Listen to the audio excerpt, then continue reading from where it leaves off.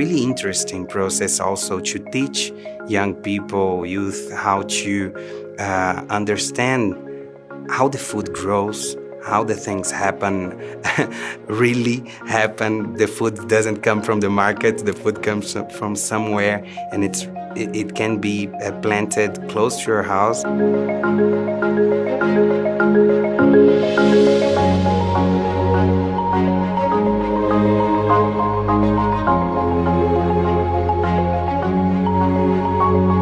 I'm always being so connected to agriculture and local practice of plantation. I always see my grandpa and also my father trying to develop those type of initiatives, but was so natural for me. And then when I start to walk around the city and see that many people do not have those experiences or those practices, and also in my own neighborhood, we were losing this culture of plantation, of agriculture. So I start from my neighborhood with this project, and I thought, okay, let's try to share how to plant.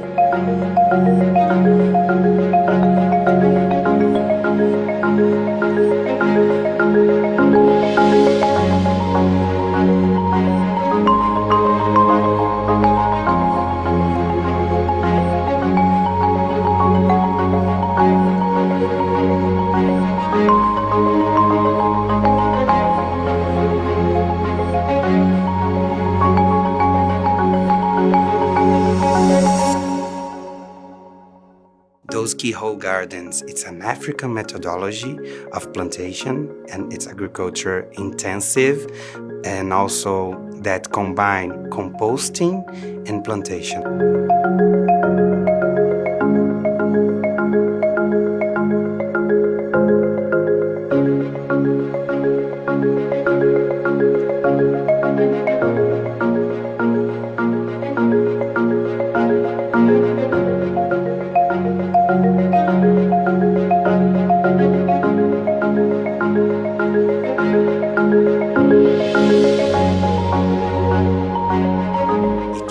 To rescue a place that was abandoned.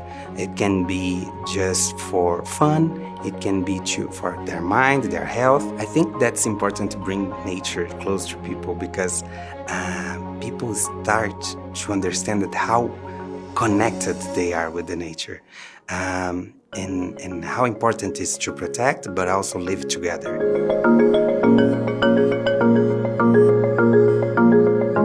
When we started to implement it, mostly the kids, they started to notice that they don't know a lot about the food that they ate. When they see how it grows and how it harvests and how they can eat the food that they found in the supermarket, and probably they can't access at all many times, it's really amazing. You connect this with climate change topics.